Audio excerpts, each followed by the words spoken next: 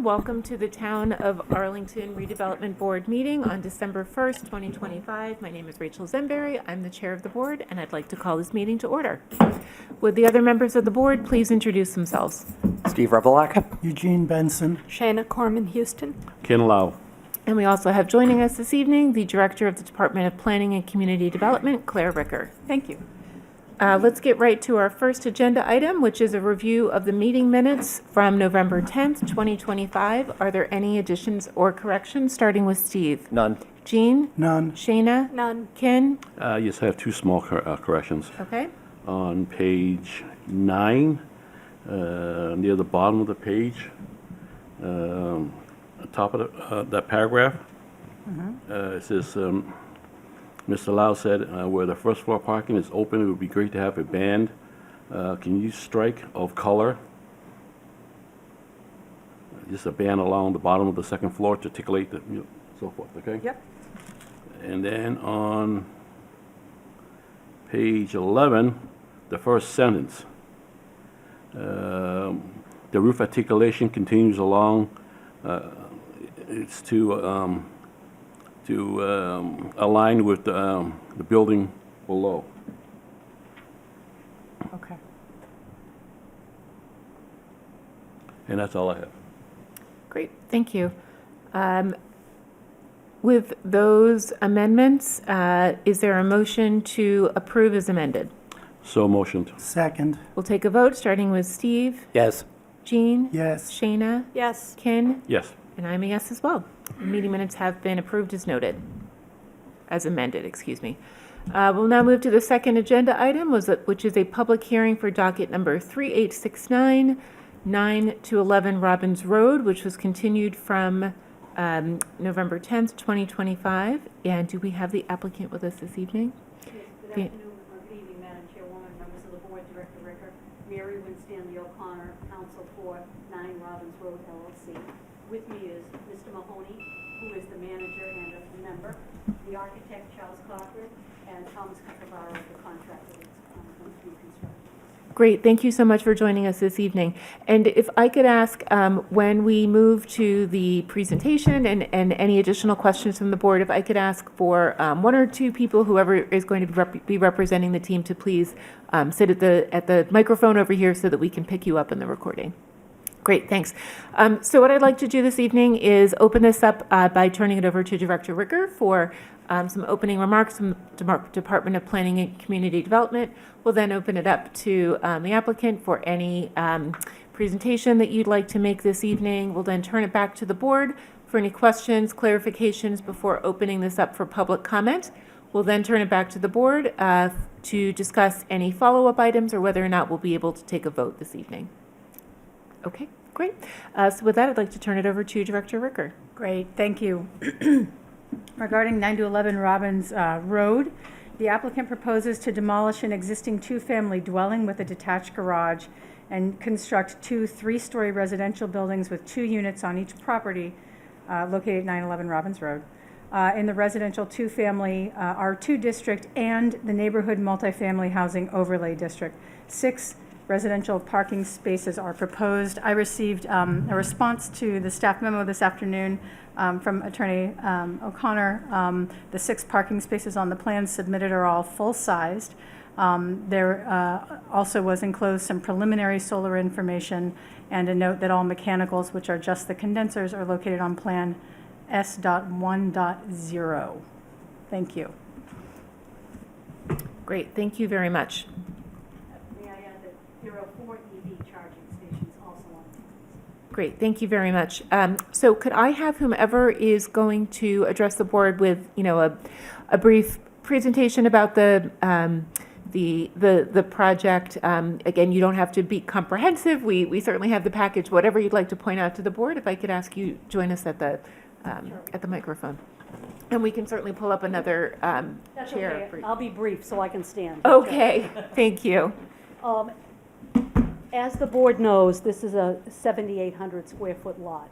It's a fairly good-sized lot for the area. And this project originally was going to be 9 units. And after Mr. Mahoney spoke to some of the neighbors, he agreed to reduce the size of this project to the 4 units you see. As you know, this is site plan review as of right. And the only thing I would say, Director Ricker pointed out that there may be one short-term bike parking space that's needed. I didn't think so under 6.1.12A, but if it's the position of the board that there should be one short-term bicycle parking space, we will accommodate that. But I think that at this point, I would just have you, I think I've answered, Director Ricker, all the questions that you had posed, so I would turn it over to Mr. Cochran to review the plans. Great, thank you very much. Good evening. My name is Charles Cochran from Cornerstone Architects, 46 Augusta Way in North Chelmsford, Mass. What we have here is two duplexes sitting on the site. All units are pretty similar in size. They're 24 by 26 foot in area. It is a 3-story structure, basically the first floor being the living space, second floor bedroom space, and the upper level just open space with a deck. The structures are going to be wood framed. The outside is basically very traditional as far as going to have hardy plank with composite trim going around all the openings. The roof is designed on all sides for solar readiness. There are 4 EV stations. 2 are on the right side, on the bottom right of the plan, and there are 2 more on the top on the plan where the 4 parking spaces are. The center, there's a 10-foot wide basic patio between the 2 units, which will accommodate the second egresses out of all units. Also, there'll be ground level condenser units, and that is also where the trash barrels will be on the between the 2 units. We have a small 8-foot by, I think it's 14-foot shed basically that's going to house 6 bicycle units, and that'll have a simple dormered roof over it. I don't know what else. You have the plans. If that's what you'd like to highlight for us, that's plenty for us. Okay. Great. We do have some material samples. Wonderful. Thank you so much for bringing those this evening. If I could actually ask you to remain there, we most likely the board will have a few questions for you regarding the application. As I said, if there are items that the board brings up at this time that discuss potential changes, et cetera, we will circle back as a board once every member of the board has spoken and we've taken public comment to make sure that we give you consolidated direction or engage in that discussion at that time. Thank you. All right, so Steve, why don't we start with you this evening for any? Thank you, Madam Chair. Good evening, Mr. Cochran. Just for my own clarification, because this is a corner lot, we're treating the Robbins Road side as the front and the opposite side as the rear yard? Okay, thank you very much. One of you, I appreciate the notes on the drawings and the site plan about the corner visibility requirements. Those do apply in the neighborhood multifamily district. And you are bumping out into them a little bit. So I think, we'll see what my colleague says, but I think that's something that will need to be rectified. Regarding the bike shed, our multifamily district overlay rules don't really address the topic of accessory structures. Again, something I'm sure we'll discuss, but to me, the sort of the least surprising thing to do, or the thing that would seem to make the most sense to do, would be to apply the accessory structure setback requirements in the base district. So that would be, I believe, 6 feet on the side and rear. And finally, there is a requirement for a vegetated buffer when parking is provided in side yards. So one of the the yard towards on the facing Mass Ave, on the right as you look toward it, is definitely a side yard. The combination rear and side yard in the rear, I guess we'll have to talk about that as well. But those are basically the remarks and questions I had initially. Thank you. Great, thank you very much. Jean? Yep, thank you. So I have a number of comments to make, and as you probably know, because of the open meetings law, we don't have a chance as a committee to discuss these things ahead of time. So my colleagues may or may not agree with some of the things that I'm about to say. Let me start off with the bicycle parking. I don't think you have any bicycle parking requirements at all, because the bicycle parking requirements start with apartment buildings, which are defined as 4 or more units.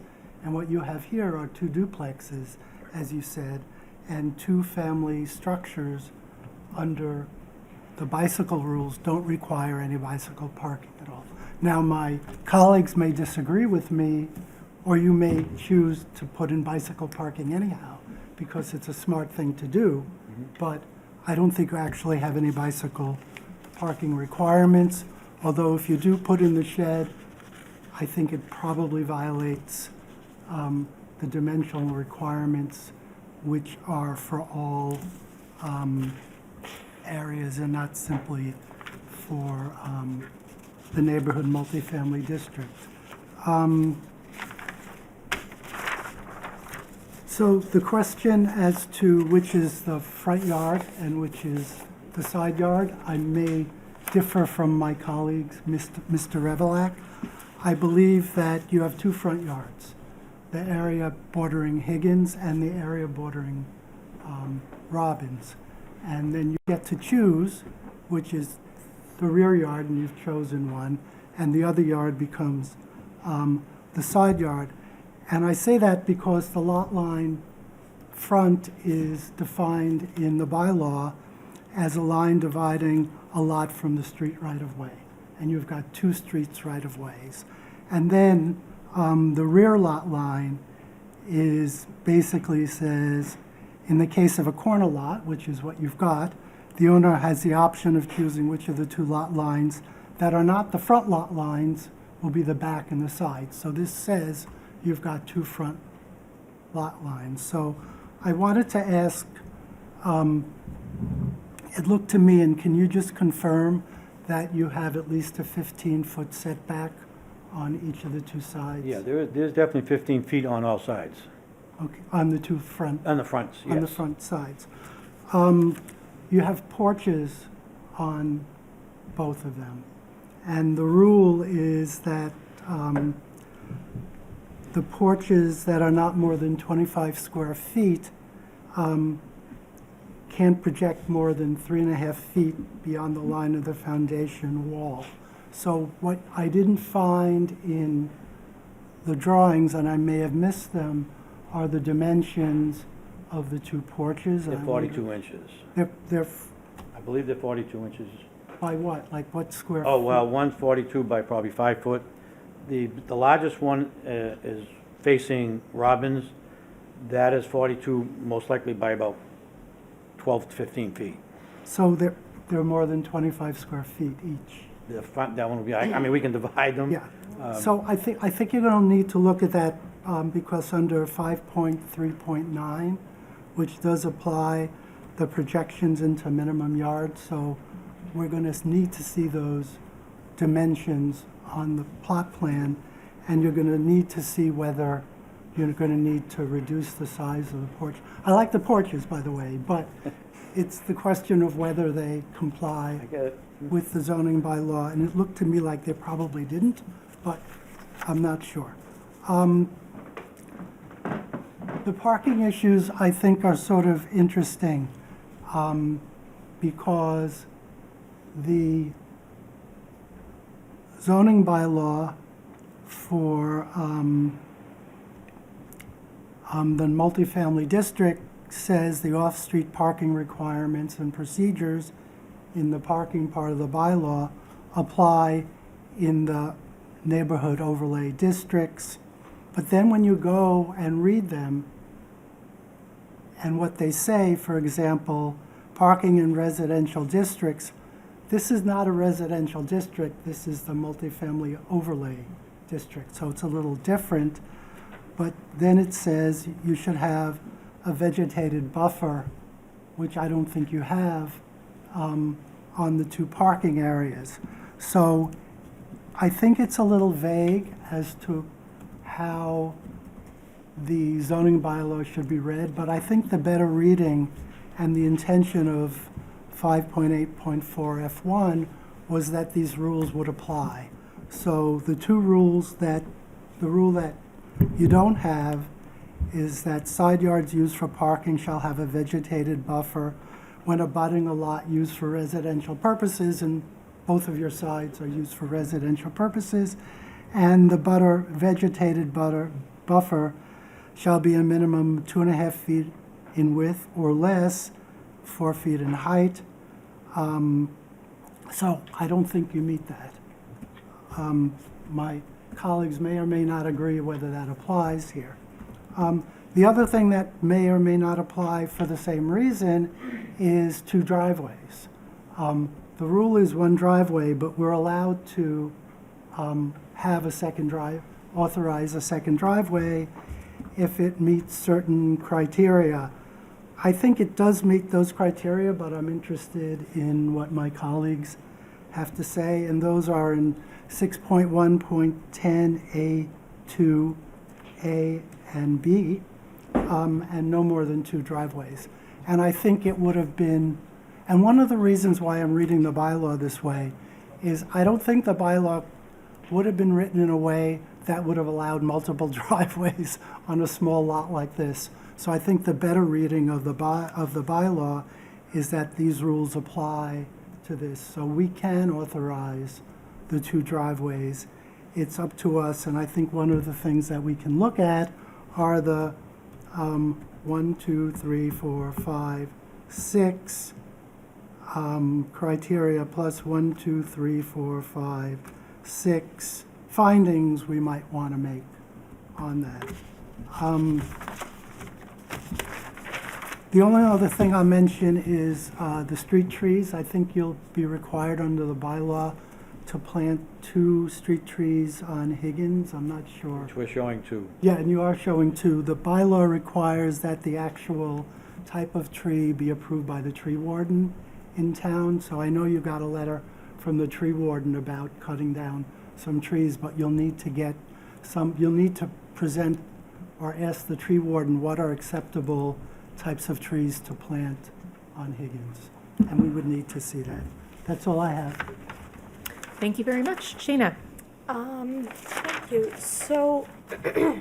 So I wanted to talk about the front yard, side yard for a minute.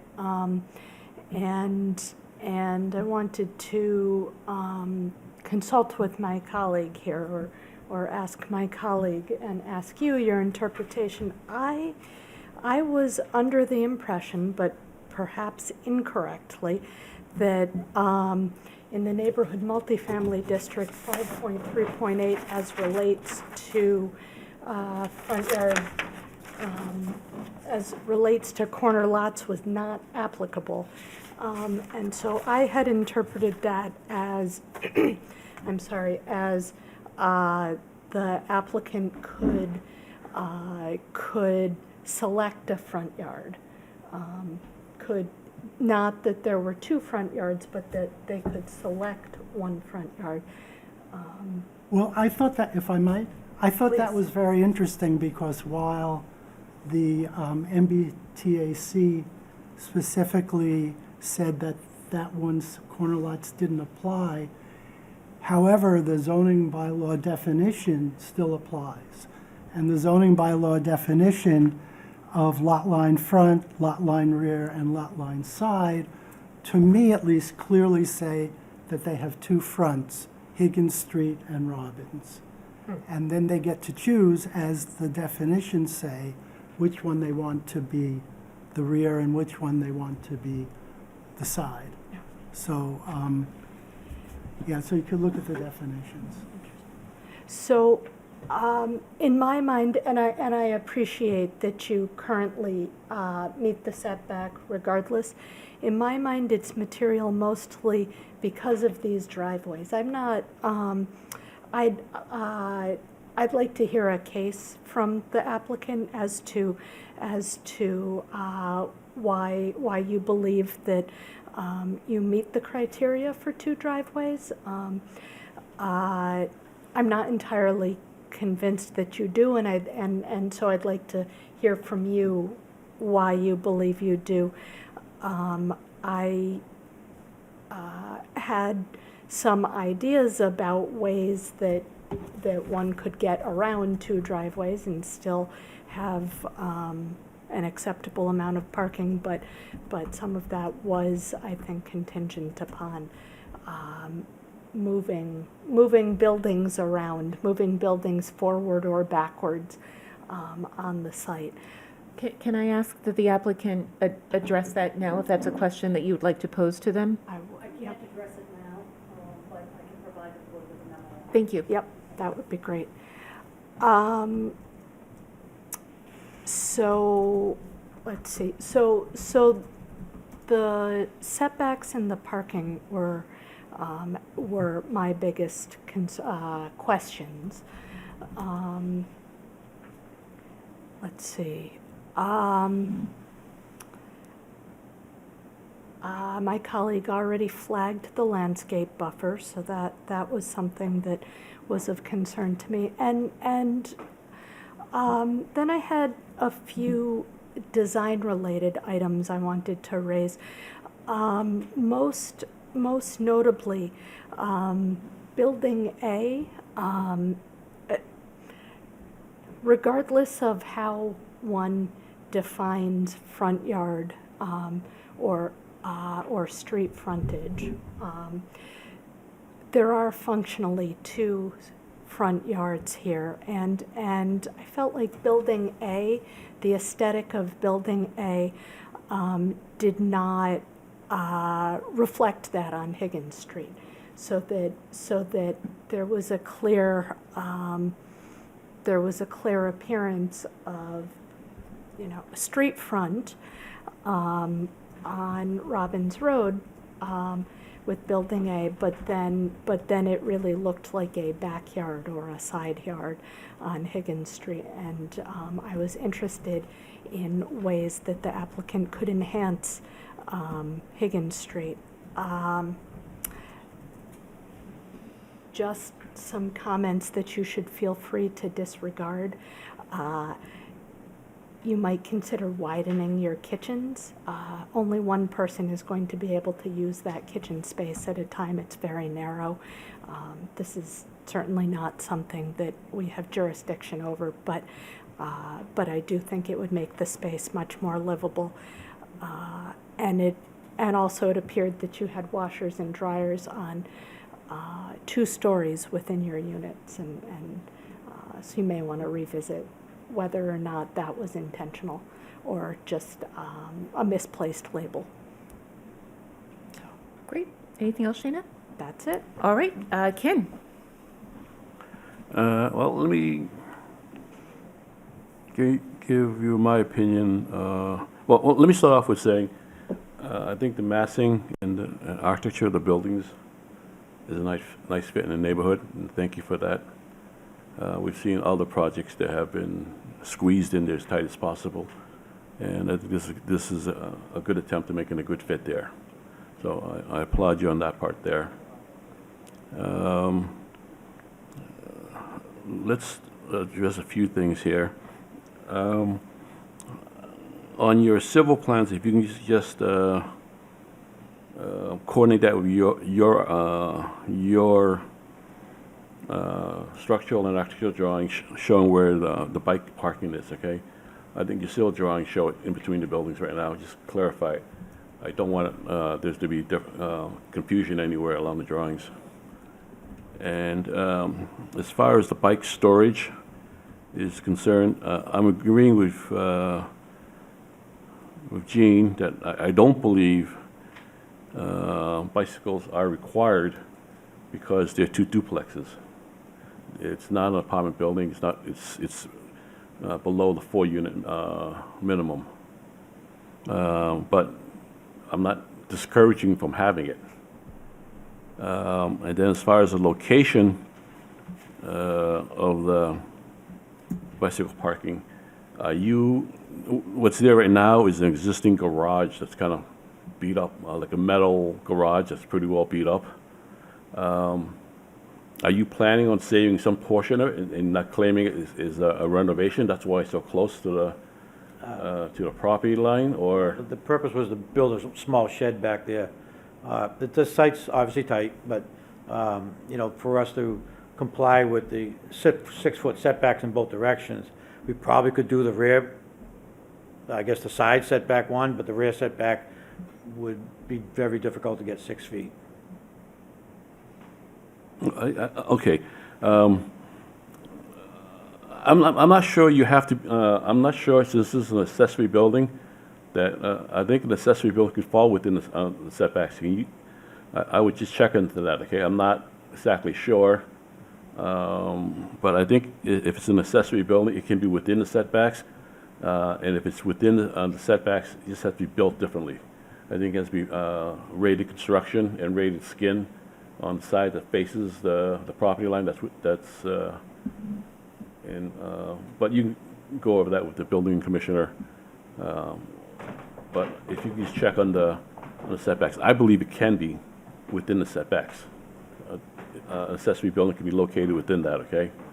But, you know.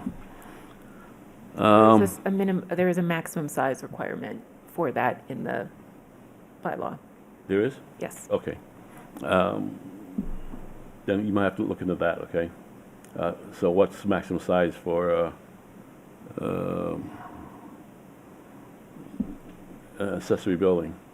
I still think they may be under that because it's an 8 by 14. 8 by 14. It's 80 square feet, no higher than 7 feet. Okay. Thank you. This- So you might have to tweak that a little bit, okay? If you want to count that as an accessory building, leaving it there, or just deleting the bicycle parking altogether, depending on what the rest of my colleagues say here. I'm under the same opinion as Gene as far as the requirements for bicycle parking. You can also, in zoning, if you want to push both buildings forward a little bit, is there any possibility of pushing it forward a little bit? And, because you're going to reduce the size of that porch anyways, just so that we can get a little more buffer between parking and your property line. Yeah, it will have to be squeezed a little bit in order to accomplish that 2.5-foot buffer. Because right now you have a foot there, I'm assuming. There's just, you're right, there's about a foot all around. That's, Yeah.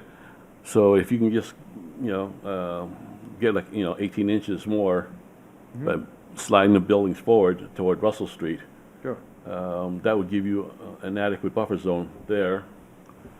The other thing I had for you is, you don't show any fencing on the project at all, on your property line. What you're calling the side yard faces Greater Boston Motorcycle, okay? And I've seen what they do out there. They got bikes everywhere, all over the backyard. It's just a spool of stuff there. Are you guys planning to put up some sort of picket fence there on the property line back there to separate? He was gonna do a vegetative hedge. Vegetated? No, it's right kitty corner, isn't it? Or am I'm on the wrong spot? No, I know exactly what you're talking about, but that's, I mean, if you look diagonally through the lot, you'll see that, the motorsports place, but there's a brick two-family right next door that's been there forever. Okay, On the Robbins Road, next to it on Robbins. Yeah. all right. I mean, I didn't want to trespass. I only walked the sidewalk, okay? I mean, I'm not, so I just took a look at that and I said, oh, No, I believe you're right, behind that garage, it's hard to see, but I think maybe there might be a little overlap there between those two lots, but if it's a matter of a couple feet, if there is something like that, I don't think Okay. there is. but you don't intend to put any fencing between there and also between your neighbors, right? It's all vegetation. Put some sort of small hedge, some sort of plants in between, the parking and the neighbor's house, on the right anyway, and the left too, there's probably some room back too. Okay, I'm just concerned, if you do hedges, it should be evergreen hedges, something where headlights of the vehicles don't go shining across into your neighbor's yard. In the back. Yeah, in the back. Okay. And also along Russell Street too, going down. I mean, either way, you're hitting some of your neighbors. So if you make sure there's no headlight obtrusions there,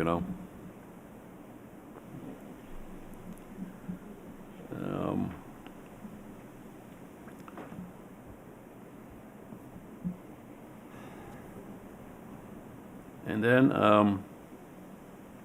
so you did answer one of my questions. All these spaces here are full size, right? Yes. You can 8.5 make- by 18. If you're short for space, would you consider maybe making 2 of those compacts? And then that would give you another foot or so. Where the 4 is, you make 2 of them around. I'm not saying that, but I'm just giving you options of No, trying to encourage some sort of edge between, because the property next to yours is a non-conforming site. It's very tiny poaches. It's a tiny little lot there that they squeeze this house on, so they have very little room there whatsoever. But if you can just give you a little more relief for your neighbors, it'd be appreciated.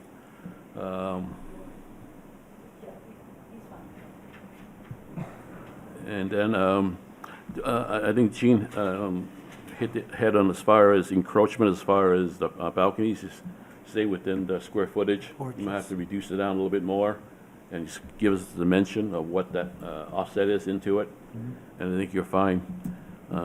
Besides that, I don't have any other issues with this project. Great, thank you very much. Could I just confirm, I believe that your porches currently are not extending beyond the setback, correct? Or are you extending your porches into the setback currently? No, the porches are all, I believe, within the setback Right. requirements. So if they're not within the setback, then they're not required to, There is one porch, though, at the top. that is right at the edge, right?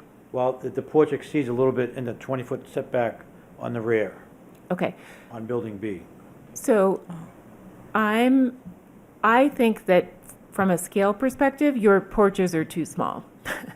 I think that they look undersized for the building. I know that we can authorize larger porches by special permit. I'm going to give you a couple of aesthetic things to take a look at, but that's one item that we'll take a discussion about it as a board, but I do feel that they currently feel too small for the building. So I think overall, and I'm not going to cover the things that my colleagues have already covered, I'm really going to focus on the architecture. I think that what Ken mentioned, it really has strong bones. I appreciate the historic references to the other architecture in the neighborhood, the traditional roof lines, and the window placement overall, I think is very strong. I still think it feels a bit flat and tall, but I think that there are some small things that we could do to reduce that, and I just wanted to go through a couple of things to take a look at. So the first is the overhang there at the roof line is odd. So typically in a center hall colonial, the overhang in the eave would be at the front of the building, so over the side with the porch, and you'd have a more pitched, steeper roof line. And you would not have an overhang at the side, which we're currently The reason showing. for the low roof lines was to try to maintain that 35-foot height restriction. Right. It's challenging architecturally right now, and I'd ask you to take a look at that. Is there a way to pull, whether it's pulling that top story in some way, or I think resolving the condition of the overhang at the side and rectifying that with the less steep pitch that you have, including some sort of a more traditional overhang on the, again, the front side, especially on the larger, the building on the corner that overhangs. I think that does need to be looked at. The proportions are just off there. I think also looking at whether a belly band or some sort of a trim piece between the second and third floor or first and second to, again, just visually reduce the height would be helpful. Maybe even adjusting for wider corner board widths. I think that I would really like to see the rendering from the other side here as well, that's facing the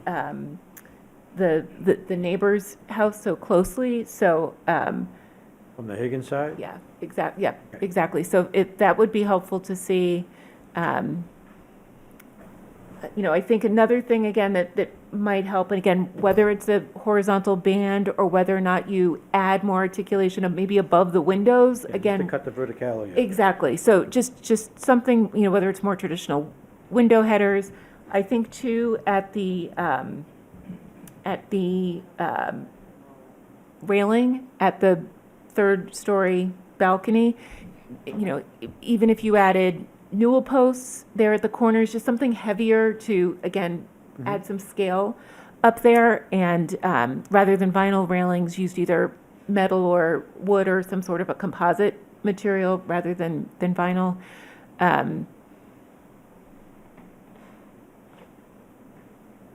Yeah, and again, I think, the only other thing, and again, we'll need to talk about this as a board, is that with the height, the porches to me they just feel undersized, but we'll certainly talk about that as well. So those were the comments that I had. So any other topics to bring up at this time before we open the hearing up for public comment? Jean? I just want to follow up on the porches, not whether they should be larger or smaller, but whether they go into the front yard setbacks or not. And it wasn't clear on the drawing, so I think it would be very helpful We'll get some more dimensions on to the plan. get for some you. more dimensions on, and it looked to me like maybe the building facing Robbins, maybe it doesn't go into the setback, but the porch wasn't shown on the other building, so I couldn't even tell on the other building. So I just wanted to follow up on Yep. that. Thank you, Jean, for the clarification. Anything else before we move to public comment? Okay, great. Thank you very much. If I could ask you to take a seat. And at this point, I'd like to do is to open the hearing up for public comment. So anyone who would like to address the board, please let us know by raising your hand. I'll call on you, and you will have up to 2 minutes to address the board.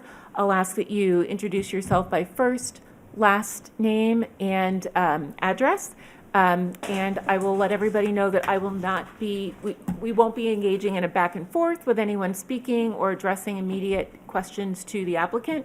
I will take all questions and topics, and we will address them with the applicant after all of public comment has been completed. All right, so if I can ask our first individual, and again, please come up to the microphone for all of your comments.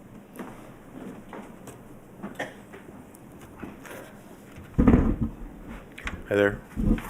Larry Wilbrenner at 16 Higgins. I would like to thank with the petitioners for scaling back the project and going from a 9-unit to a 4. It's a much better fit for that site. A lot of the comments I had have already been mentioned, and I do appreciate the comments about not having what buildings look so tall. They're going to stand out either way. So, if we can minimize that. But the big question I have is around parking.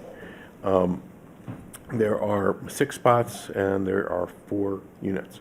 Most houses on Higgins at this time are with two-family houses, and they have a total of 4 cars, 2 for each unit. And that's pretty typical. As everyone knows, you are not allowed to park on the street overnight. As everyone also knows, people do anyway.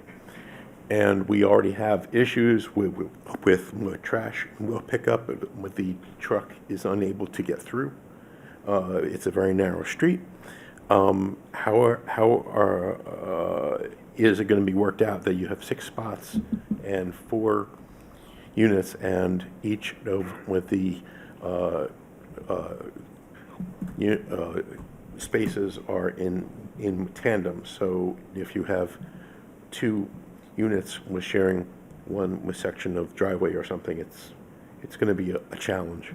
And I would be concerned about, because people, you might say, well, you're only allowed to have 1 car. Well, that's not going to work, because people are going to do it anyway. And it ends up being an issue with surfaces on the street. Great, thank you very much. All right, would anyone else like to speak? Yes, in the red hat.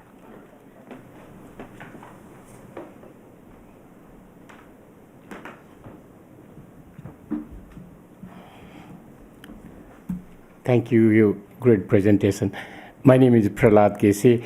I'm representing my sister. She lives right next 9 Higgins, so which is really concerning for her.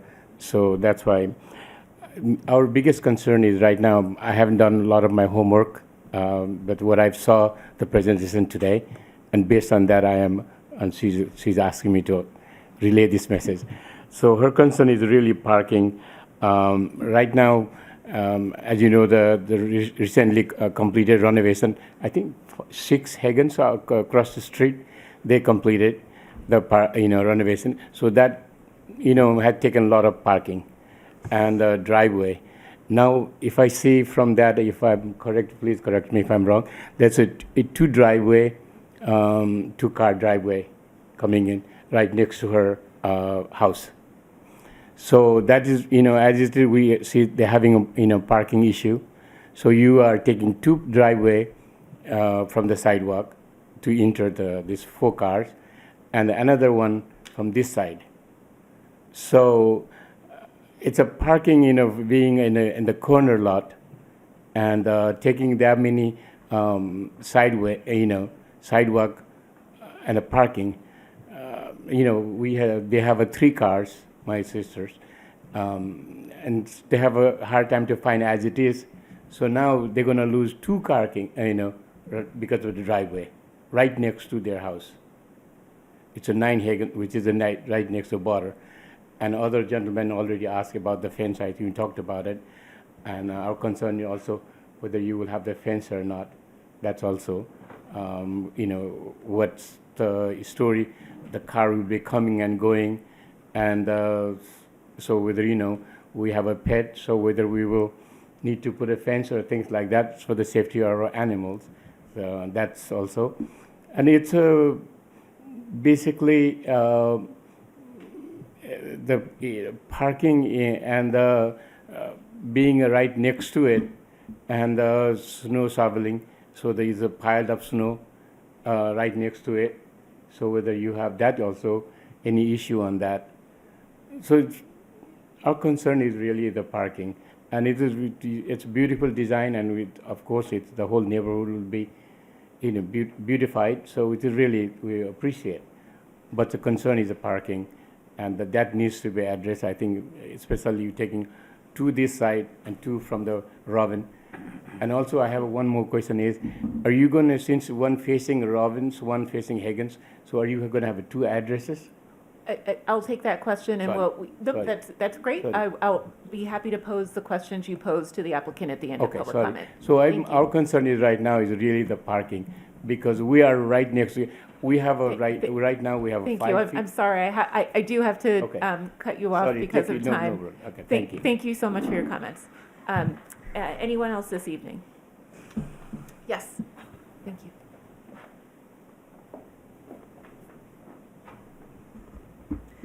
Good evening, I'm Susan Stamps, 39 Grafton Street. This looks like a great project. I just wanted to comment on the landscaping. Just a couple of street trees and a bunch of bushes hugging the house and a lot of grass. That's going to be very hot in the summertime. The grass isn't quite as hot as pavement, but it's not going to be very cool. It would be nice to have a whole lot more greenery around it to absorb oxygen and, absorb carbon and give off oxygen and moisture, just to make it a better, nicer area. Maybe over on I think it's the Robbins Road side, you might be able to fit a couple of small fruit trees in. Same thing with the Higgins side. Maybe move those bushes further out from the building so that it just creates more of a sense of lush landscaping. Those were my comments. Thank you. Thank you. Would anyone else like to speak this evening? Okay, seeing no other speakers, we will close public comment for this evening. And I will turn it back to the board for discussion. So we have a couple of items that I think we should discuss and then consolidate our feedback. There were several items that have been identified for clarification from the applicant. And I think actually, I'm sorry, before we move to that, I'll just follow up on two questions that were posed by public comment.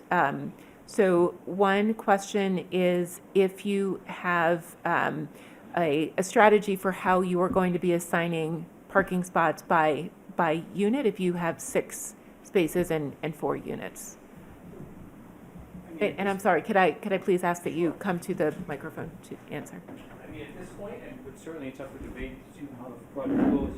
We're just gonna have unit 1 and 2 with 1 each, and 3 and 4 would make sense to have 2 each. Perfect. Okay, great, thank you.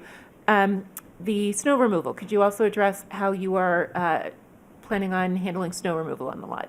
I have consulted someone about that, and they kind of wanted to see the place when it was all, when it's complete. But we're definitely gonna get someone to do that, and we'll try to do our best to try and take it off-site if that's something that is concerned with everyone, depending on the size of the storm.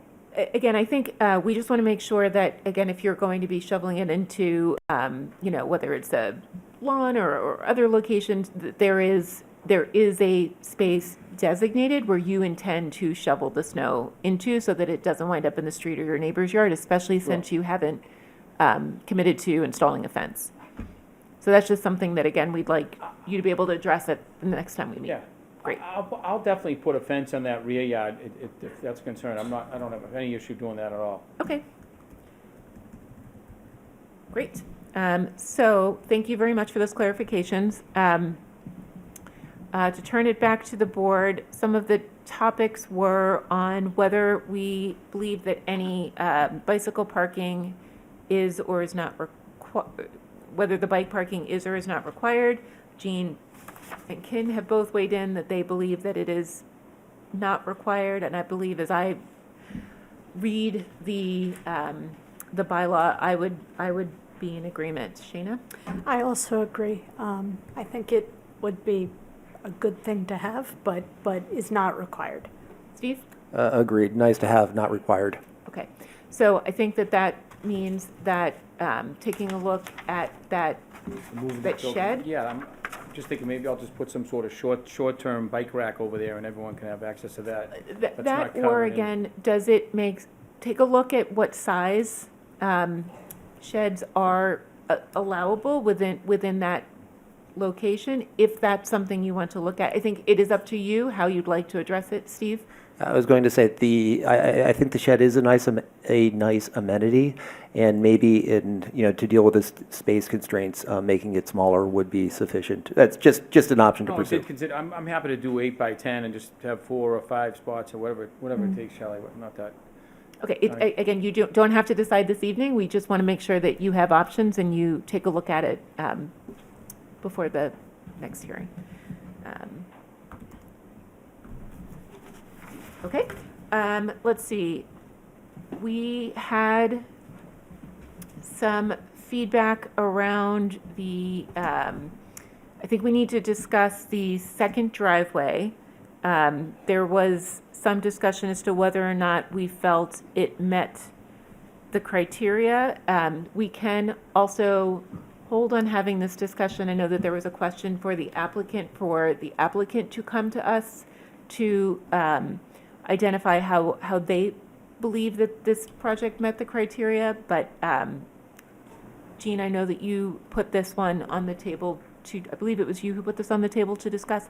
So I'd like to turn it over to you for your thoughts on waiting until the applicant came back to discuss, or whether we wanted to have a discussion this evening. Well, I believe Attorney Winstanley O'Connor said she would give us a memorandum on that. Yes. I think that would be a good starting point. Great. For us to get one, and then we can take a look, and I would probably want to go out to the site again with her memorandum and take a look and see. Great, thank you. Does anyone feel differently about having that discussion this evening versus waiting for the memorandum? Only if this is the only issue that's holding up approval of this project. No, I don't Okay. believe that If it it is, if it is not, then I'm okay with the memorandum. Okay. So we have bicycle parking, the side yard buffer requirements. Let's move to that. And whether it is a 5-foot or a 2.5 foot, well, there's the 2.5 foot vegetated buffer requirement that also is something that needs to be looked at. Any discussion about the vegetated buffer requirement? No, I think the opponent made all indications that they would try to achieve that, so that issue is moot, I believe. Well, it needs to be shown, because the Yes. building does need to move. But And then there was, they'll take care of that. right. Okay, and then there was also the, Steve mentioned the current extension into the corner visibility setback that needs to be addressed. Great. So are there any other items that the board would like to discuss before I run through a list of next steps and items for the applicant I'd to just address? like to respond to one thing that came up in public comment, Yes, if I might. So the rule is that a minimum of 1 parking space per unit is required, not more, and we can't require more than 1 parking space per unit. It's really up to them whether they want to provide more than 1 parking space per unit. great, thank you, Jean. I think that is a good point, that currently the applicant is providing more than it is what is minimally required by the overlay district. And actually, the overlay, Yes. the bylaw basically discourages providing additional parking. So we did- Well, it encourages reducing parking. It doesn't discourage of providing additional. Thank you. Two ways to look at it. Two ways to look at it, that's right. Okay, so what I'd like to do is run through a list of, Actually, can we cover one thing that Yes. was on your list? I Yes. thought was a very important point. yes, The front porches and the porches. porches, yes. You know, I am agreeing with you that a larger porch would be nice, but then it would get into the setbacks. We have the ability to give them relief. It's a question on encroachment of just the porch into the setbacks. I don't think we have that, that right. Let me find that section of the bylaw. Have you also looked at? It would have to be by special permit, and this is not a special permit hearing, You're right. so we Thank couldn't you, do Jean, it. for that clarification, because it's Welcome. site plan But review. but also with the exclusion in the zoning that which allows an average of whatever the encroachments are on the street, that you can take an average of that and use that as your encroachment. Well, it's, Did you guys look into that and say, I have, and I know exactly what you're talking about. We can, that's a pretty, there's only a couple of houses if it gets a couple feet, which I'm not, it might, I understand what you're saying, though. Maybe I'll take a look at that and see if we can make those a little bit deeper, which is what we think might be better. you know, I think you have a very large house. Sure. And Rachel brings up a good point, but I never said anything because I was aware, I didn't want you to go into encroachment, but, you know, if you can, without, because we can't give you relief on that. Understood.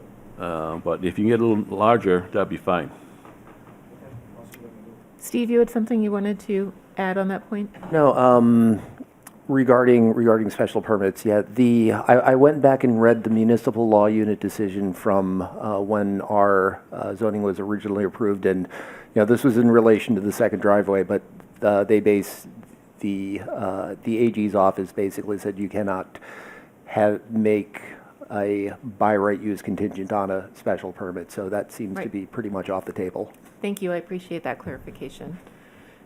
Okay. Let's see, so with that, I can run through the list of items that I currently have on my list of next steps for the applicant team to take a look at. And I'll ask at the end for the other members of the board to please let me know if I've missed anything. The first is to take another look at the way that you've approached bicycle parking. Again, whether or not you provide an accessory structure, if you provide an accessory structure, although it's not required for bicycle parking, that it is sized such that it meets the requirements of the setbacks, or provide open bicycle parking. Ensure that you do not extend past the corner visibility setback for this corner lot. Take a look at your porches, the size and the scale, and any provisions that you might have for extension given the adjacent buildings and lots and their encroachment. Ken, per your item, ensure that you meet the vegetated buffer requirement at the side yards and at your driveways for 2.5 feet. The side yard and the rear yard. Thank you, the side yard and the rear yard for the vegetated buffer. Let's see, for the second driveway, provide a memo as to why the applicant feels that you need to and meet the criteria for 2 driveways. Confirm that discuss with the tree warden the tree species that will be approved for the 2 additional street trees that will be added. Coordinate the civil plans with the architecture and landscaping plans. Take a look at the building, the current aesthetics of the building, to try and bring the scale down and address some of the eave and roof overhang issues. Look at the material and the articulation of the railing at the 3rd-story balconies. Let's see, provide a visualization of the project from the other angle on Higgins so that we can see that entry. As you look at the scale of the building, consider a belly band or traditional window headers, some other articulation on all of the facades to again, address the scale issue.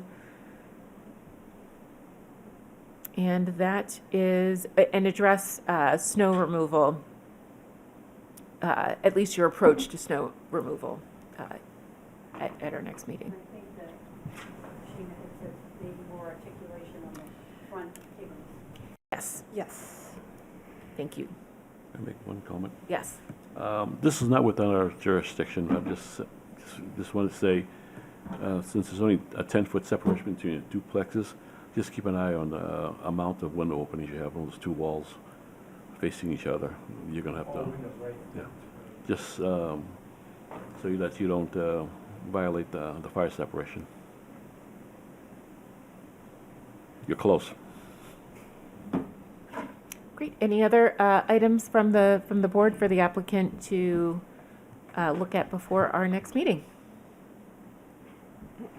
All right, so our next step would be to identify a date to continue the hearing. And I will turn it over to Claire, who is keeping a log of our hearings and when we have our next opening, which I believe will be looking into January. To January. Our next available meeting is, would be January 12th, I believe. If that's too quick, then our meeting after that is the 26th. 12th is fine. We The would 12th need things January a week ahead of time.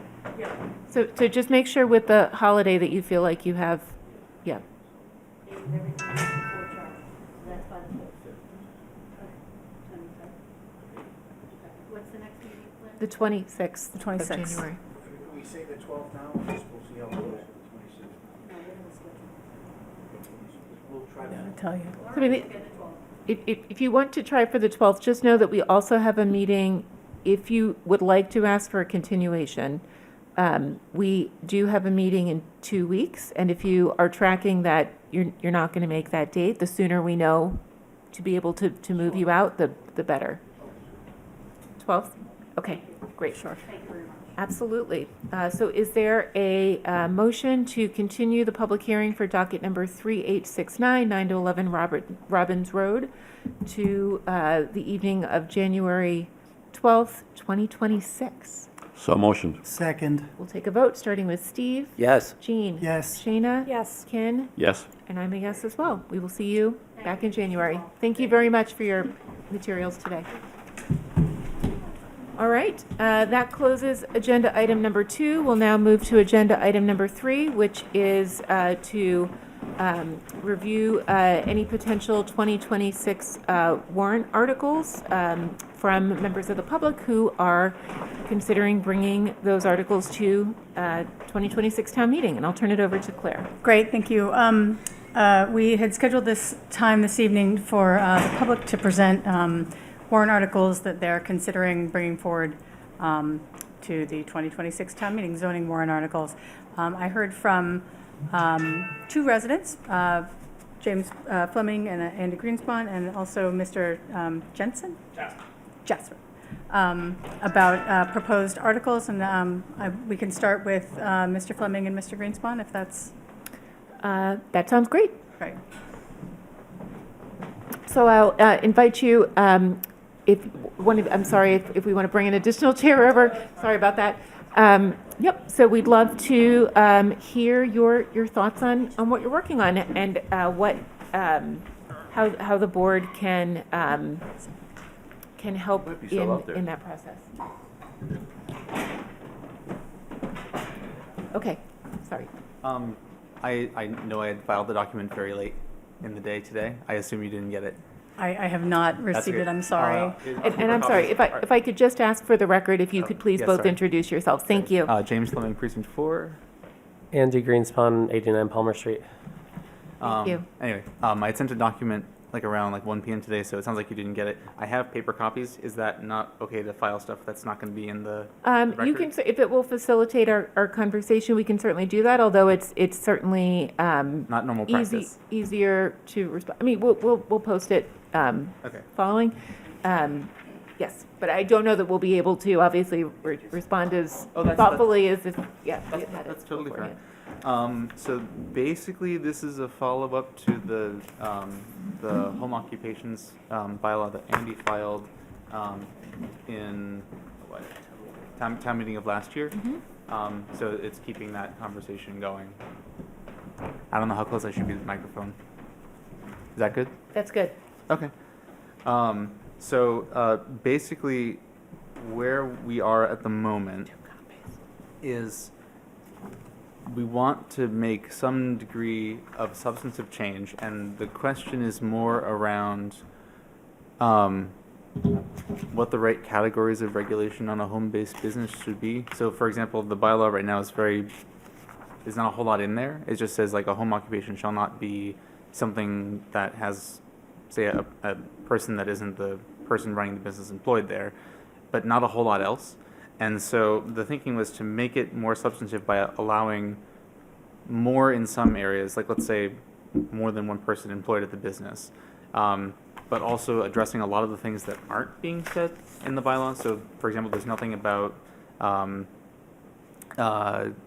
the kinds of materials you can store on the site, like whether you can have hazardous things or flammable things on site. And depending on the business, you might want restrictions on that. And what I had in my head was that having a use table for home occupations doesn't seem to make sense, because say a woodworker, for example, if you're doing hand carving, you're not going to make a lot of noise in your shop. If you're running table saws and jointers because you're making furniture, you're going to make a lot more noise, and we should regulate those things differently. Or if you're a woodworker doing unfinished furniture, you're going to be a lot less disruptive to your neighbors than someone doing, say, actual finishing, where you're using lacquers or catalyzed finishes, where you need to be much more worried about pollutants and toxic chemicals. And so the thinking was to set basically sort of performance standards for like what a home-based business should be, in terms of like no materials of this sort, or if there are, describing how you need to contain them, changing the number of people who are employed at the business, setting hours of operation, that kind of thing. So I guess the feedback that we're looking for at the moment is, I guess I'll just ask it directly. Are any of you interested in making substantive changes to the home occupations bylaw? Thank you for the direct question. Did you have any, do you want us to start with that? Yeah, because I mean, that like if the answer is no, then we're facing an uphill battle, and I don't know if it's worth our time. Okay, great. Thank you. Steve? I think it's worth looking at substantive changes. One of the things that we found in doing outreach for the comprehensive plan is there are a lot of people who have home businesses. Some of them would like actual commercial spaces, and due to the general lack of these in town, they do stuff out of their homes, which, depending on what it is, it could be, it could be something you never notice or not. But I do think it's worth revisiting. Thank you. Jean? I agree, and I started helping on this, and then I ran into some issues, and I didn't finish up on helping with it, but I am happy to pick up on it again. Not only are there a lot of people running their own businesses out of their homes now, but there, a lot of people do remote work, and the bylaw is silent on that, and we should probably fix that too. So that's pretty clear, and I'll just tell a very brief anecdote. This summer, or this spring, I was chatting with an old friend who I hadn't seen in a while, and I asked, how her kids are doing, and one of them, who's, I guess in her early 40s, she has a job, a business out of her house, not in Arlington, but it's basically, an online business in which she uses the garage to store basically used clothing, which she then resells. And it sounds like a perfectly acceptable thing to do and perfectly not allowed under the current bylaw. So I think, since the bylaw was written, so many things have changed about occupations that I think it's time to change the bylaw. Thank you. Shayna? So I also think it's worth taking a look at. I think it was Steve who flagged for us some weeks ago that Arlington has one of the most involved bylaws in the state at this time. And Sarah. was that Sarah? That- Sarah. That was So- Ms. Suarez. MAPC who was Yeah. able to bring that to our attention. So the one thing that I would ask of you as you work through this is that you be judicious and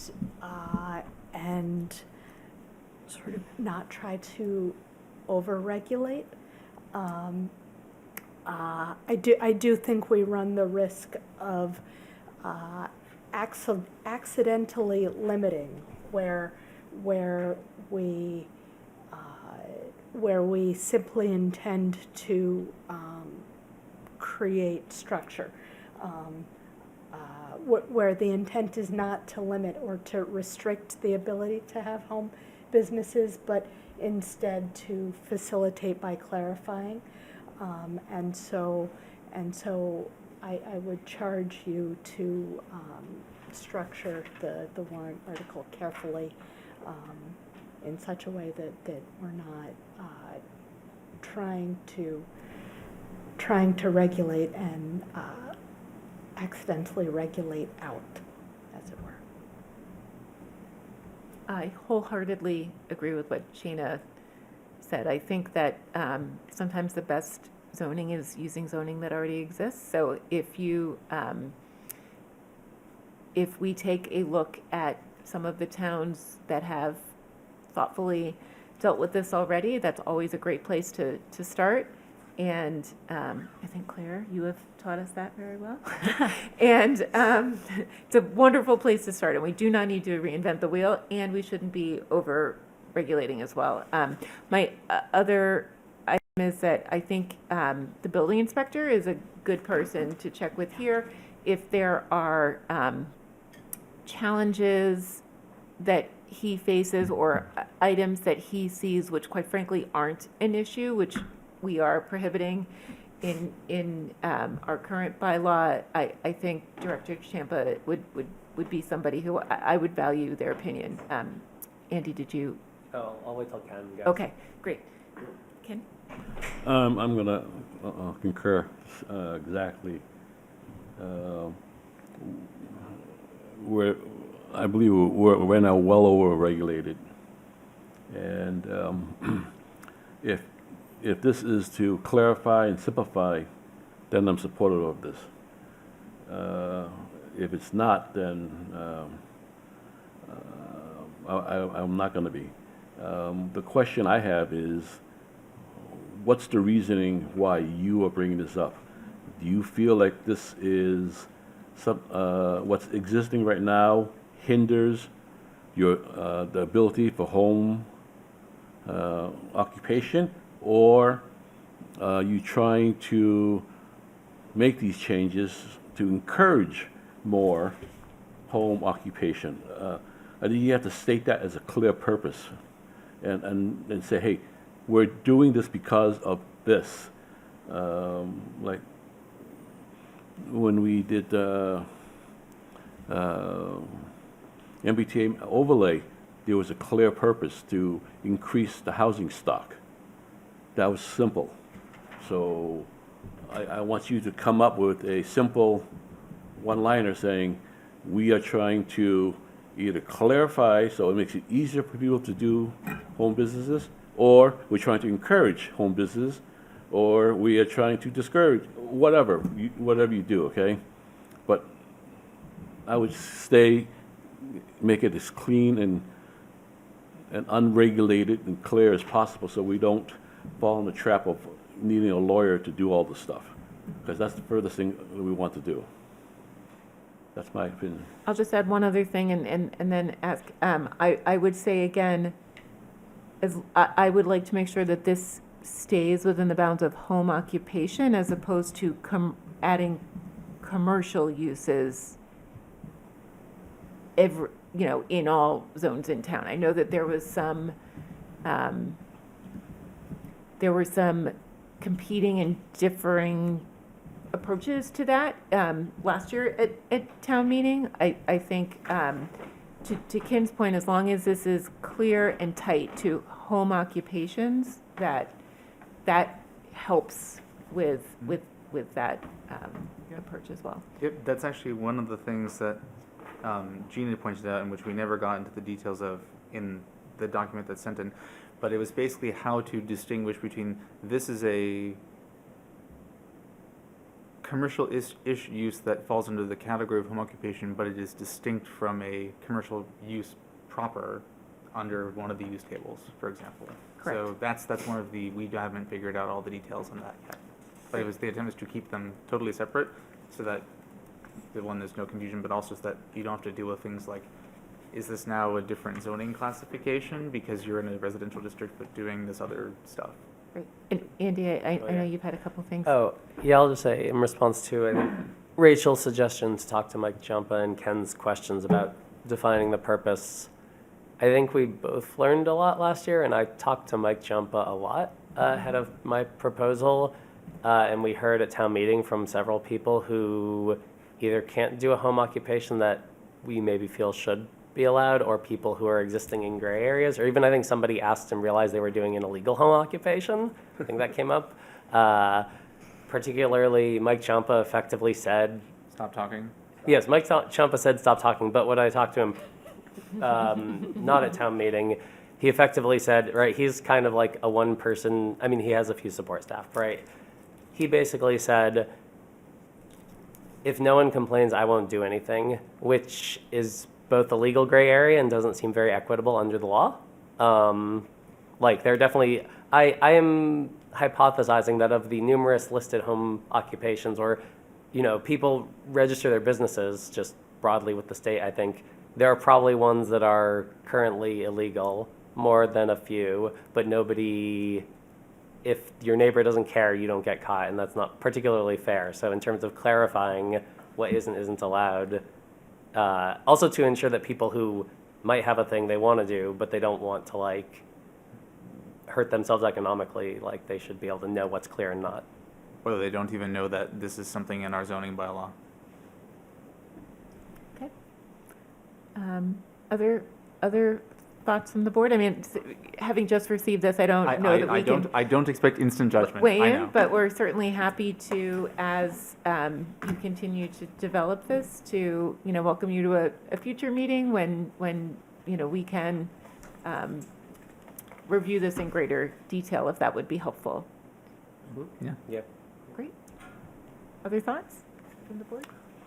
I would reach out to any board members who are willing to help you move this along. Having some input is helpful. Would those board members care to stand or raise a hand? I think Jean had already, you know, self-identified, so I Okay. think that would be a great place to Okay. start. Great. All right. All right, thank Great. you very much. Thank Much you. appreciated. All right, and I believe we have one other individual. Madam Chair, excuse me, I'm sorry, I missed, Steve McKenna is here this evening also, who may have a zoning warrant article. Perfect. Great, welcome. Excuse me. Barry Jaspin, 11 Campbell Road, Precinct 18. So I don't have a document for you. This is at the very beginning stages. Last year at town meeting, there was a warrant article, I think it was number 40, that was about allowing two-family housing in R0 and R1 districts. This has nothing to do with the merits of that proposal. But I spoke to a number of my constituents around my neighborhood, a few other town residents. None of them were aware that article was coming before town meeting until I asked them about it. And some of them were opposed on the merits, some of them were in favor on the merits, but all of them said, this seems like a really big change for the town to be considering when we didn't even know about it, when we didn't know that this was coming up. And I actually discussed this with you, Ms. Embry, at town meeting afterwards, where if I understand correctly, and I could easily be wrong, the bylaw says that if you're going to change the boundaries of a zoning district, that has certain notification requirements. And that's all it says about notification requirements. So if you have an amendment to the bylaw that does not change the boundaries of a zoning district, but makes any other allowable change to a zoning district, that does not have those zoning requirements. In this case, that amendment, had it passed, would have affected every property in R0 and R1. And a lot of people felt like it seems like a loophole. It seemed like a bug. Not that the amendment was good or bad, but like I wouldn't have known about it if I hadn't been a town meeting member. And in fact, I didn't really know about it until I physically arrived at town meeting. And my neighbors had no idea. So my big picture idea was to close that loophole in some way, to make it so that if you're going to change the this is if you're going to change the allowable use or the nature of a zoning district, then it should have the same kind of notification requirements as if you're going to change the map. Because if you change the map, like you might say, oh, let's make, this district bigger and move some other stuff or whatever you might want to do, and for some reason, the town decided that should have a notification requirement. And so making a change to what's allowable in a district seems similar. Now, how to achieve that? I have an idea. I do not in any way claim it is the best idea or the right idea. I actually emailed with Eugene about this. Thank you very much for your time. Also, thank you for letting me know about this meeting tonight. I meant to say that when I started. Sarah, thank you for emailing me about it. I had, my proposed idea as a neophyte who's not very familiar with the bylaw was in section 1.5, which is the amendment section. It says, if there's a petition that's going to change a zoning map, then blah, blah, blah, blah, blah, notification requirement. And my idea was to put in if it's going to change the zoning map or the allowable use tables, because that was the key change. There were a few changes that Article 40 made in a few different places, but they all depended on, the row in the use table for R0 and R1, where under two-family it was blank, and they changed it to allowed or something like that. And so that seemed like a very small change to get at the goal. When I first had this thought, I was like, oh, what if we could say, if you're going to make a significant change or but any language like that, it's too vague. We'd all have to just argue about what was significant. That's clearly a loser. So my idea was, change that, amend to say if you're going to change the use table. But I don't claim that that's the right approach. So I guess my first request is, I learned to ask this question from the previous presenters. Does the overall goal seem to all of you like a good one or a bad one? And then, if a good one, what might be a reasonable way to approach it? Great, thank you for the question. And I think again, well, actually, if you've spoken with Jean, maybe we'll start with Jean and then move to Steve. Well, Barry and I exchanged a thread of emails back and forth about this. And, the concern is the same concern that we've had in the past about how much does it cost and who gives the notice. And, if the town ends up giving the notice, it ends up being $100,000 plus. And if it's not the town, but if it's people who are putting in a 10-resident article, they're not going to be able to afford it. So it doesn't really work that way. And where Barry and I were headed was maybe the town will just send out one of those emails that it sends out whenever there's street sweeping or there's going to be a storm or something like that, that just says, there are 12 zoning articles in the warrant. Here's the link, go read them. So it would be minimally difficult to do. Just thinking about the previous warrant article on home occupations, that will change the use table. Do we want to require an incredible amount of work by the town and an incredible cost on the town? I don't think so. So I think if there's an easy way to do it, one of the things Barry asked me, and I think Steve knows the answer to this, is where'd this requirement come from to have this? As far as I can tell. For the zoning map change, you mean? Yeah, the town made it up out of whole cloth at some point. Don't need to have it there at all. Jean, can we just, So for that's the it. record, be clear as to what that requirement is? That's the requirement for registered mail, not just US mail to be sent to. Right, but there's no requirement, technically, the town made it up or they borrowed it from somewhere, but you can look at state law, and the state law is silent on how you do that. The idea is the town meeting members represent the town. They're supposed to know it's in the warrant articles. they're supposed to talk to their constituents, and they're supposed to figure out what they're going to do with it. So I'm mixed about whether this is a good idea or a bad idea to do it.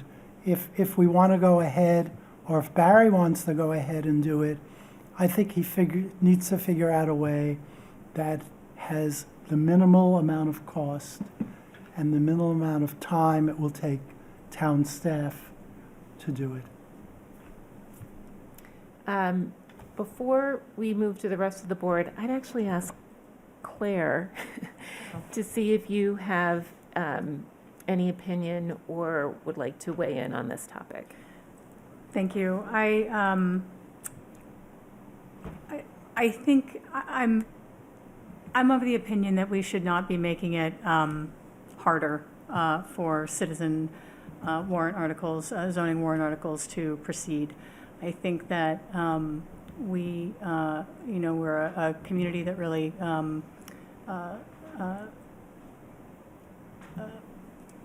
cherishes, the idea of community participation and, does a great job of supporting community participation. At least I know in the work that my office does, it's something that we are always 100% focused on, is how we get folks to participate in the process. I'm interested in and curious about the idea of a supplemental notification digitally, either email or, some other way to the community to let them know, what's going on. I know that, zoning warrant articles aren't probably the most entertaining or not something that most folks pay attention to. But maybe there is sort of an intermediate step that says, these are the zoning warrant articles, that have been brought forward by citizen petitioner. Please pay specific attention, to the details of these. I could see something like that, working. I am a little concerned about, staff participation and staff time that would be required to do something like mass mailing. It is challenging for FBTA communities. We did send out a mailing first-class postcard to everyone in town, and it was over $10,000 to do that one mailing. And I think that where we are right now is that it is very clearly a barrier to participation, and I do have some concerns about that. Thank you. I appreciate the perspective. Steve? To circle back to Mr. Benson's earlier remark, the requirement for certified or registered mail for a map change, to my knowledge, that was introduced at a special, it was an amendment to a special town meeting in, I think, October of 1975 when we were rewriting the entire bylaw. It's something I've always had mixed feelings about because it is an Arlington requirement and not a state requirement. So in some communities, a citizen could propose map changes, and it just follows the normal process for any zoning article change, any kind of zoning change.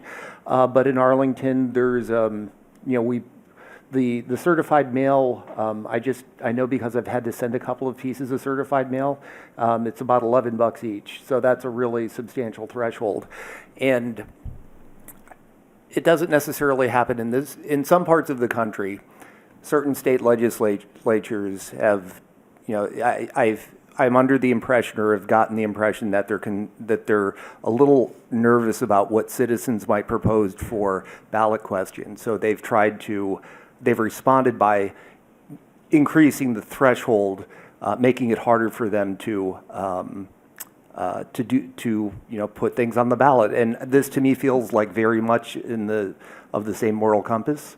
So I agree that I don't think there's a benefit to town meeting membership. Being a town meeting member comes with a responsibility, and you have to by serving in that office, or I think you are obligated to understand what's on the warrant and do constituent outreach to the extent that you feel is appropriate. I don't think piling on requirements is because we're concerned someone might propose something bad is a good way to go. Thank you.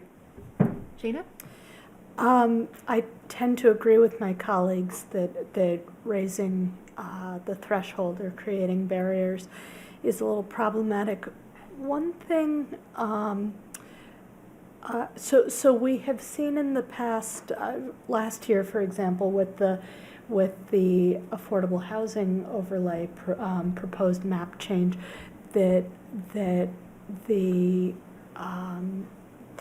registered mail requirement or certified mail requirement was a barrier for a citizens group, and I'm wondering if an approach might be to change the method of notification for map changes and add use table changes so that a digital notification would be acceptable for both. That is something that Gene and I discussed in our email thread.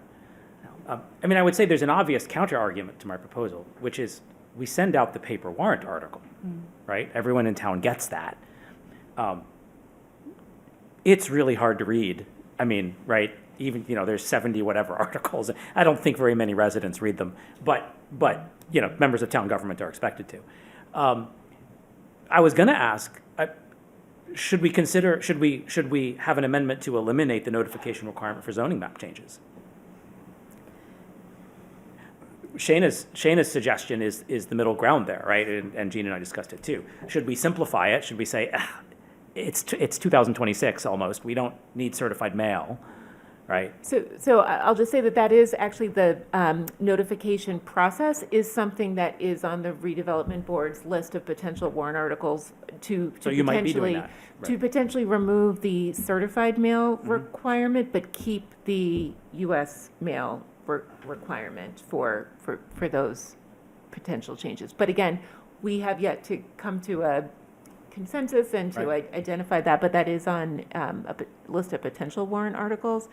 I'd say that one of, in addition to notification, and a large change like the change that was proposed last year, it's not just the notification, it's the public process in terms of engaging people in that discussion, which was one of the challenges that we had with fully supporting that as a board and moving that forward.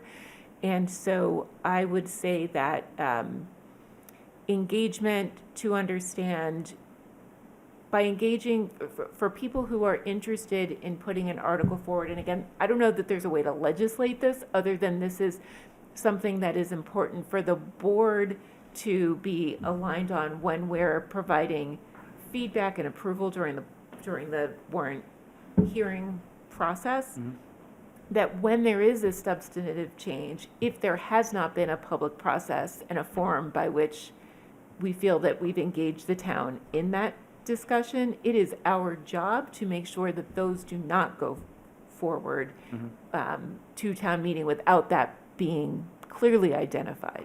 And so that's part of my feeling, and quite frankly, that is the largest reason why I did not support that article last year, was because of the lack of public engagement prior to that moving forward. So I think it's procedural on behalf of the board to flag when those processes have not been those necessary processes. And some of those are discretionary in terms of what is a big change versus not a big change. That's why there's a process by which the board recommends action or doesn't recommend action. But that's my perspective. I'll take Ken, Steve, and then back to you. I only have one question.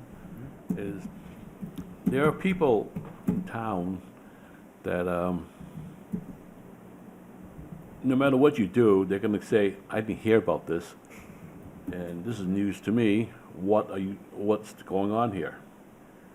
I don't know how much more can you spoon feed people. Everybody's going to have to take their own responsibility to understand what's going on around in town. Yes, town meeting members are responsible to talk to their constituents and so forth. But when we did the MBTA, we did quite a bit of outreach. You know, we had stands at the farmer's stand. We had meetings at the library every week. Not every week, but every by week, they had a little stand there. We Town Day, we had stand. I mean, we did as much as we could, possibly. And there are still people that I talked to who said, "I've never heard about this. This is new to me." So you're not going to get everybody. Right. So unless you say we have to get to everybody, and we're going to say, okay, we talked to you, sign here, we talked to you. Because they're always going to come back and say, I never heard about this. Right. So I don't know what else, how to make that change happen. If you have a suggestion, I'd be all ears, but there are people who just... Don't engage. Yeah. Yes. It's a very fair point, right? I mean, every warrant article affects people's lives. Yes. And so we send out the warrant, right? So why, taking off my hat of having come with this particular proposal and now switching positions, like, why do we notify about zoning map changes? Like, now that seems like a really good question for the board to address. Yes. Maybe my feeling is the warrant is just so hard to read, and it feels very uninformative. Like, I went back and looked at last year's article and read Article 40, and I'm like, okay, like, if I read this a couple times, I can understand what it is they're proposing, but it wasn't obvious to me. I mean, I'm a town meeting member. That doesn't mean I'm actually qualified in any way to understand zoning map changes, and a typical resident who, doesn't, is busy like all of us are, isn't going to take a lot of time. And so there's some sense of like, this one's really important. We really want to make sure you hear about it. And so, to Ms. Embry's point, like, that's your job as gatekeepers for what you recommend for and against. And I'm just going to turn it over to Steve really quickly before we close this. Steve, you've been... Two points regarding the reason for the map change. As it was originally submitted, the notice requirement did not apply to the person who's to the parcels that were affected, only the abutters. So because of that, I suspect it was if an individual were planning to rezone, their individual property, then their immediate abutters would get notification. It doesn't seem to have contemplated the idea that residents might want to change things around on the map. And just in one case where we did, there were a citizen petition, did involve a significant use table change, and it ended up being rather well received at town meeting, was the adoption of accessory dwelling units. So there are, good things that have come. There are small, that was the biggest use table change I can think of. There have been numerous ones where it's just been something simple, like something smaller, like doggy daycare in industrial districts. But people have proposed them, and town meeting has, adopted them. Okay. I'll just add one other item because it's germane to a conversation I'll be having with the moderator in the near future. A lot of other towns make much more robust use of the consent agenda and keep things on the consent agenda so that it's easy for people to see these are items that need attention and that need to be debated and reviewed and have substantive changes versus administrative changes. So that is something that we have not been very disciplined about as a town, but that is something that could help. Again, which are the warrant articles I need to pay attention to? It's these. So because they have substantive changes for me individually. So that's just something I wanted to bring up as well. Okay. Thank you. Great, thank you. And we have one other individual, Steve McKenna.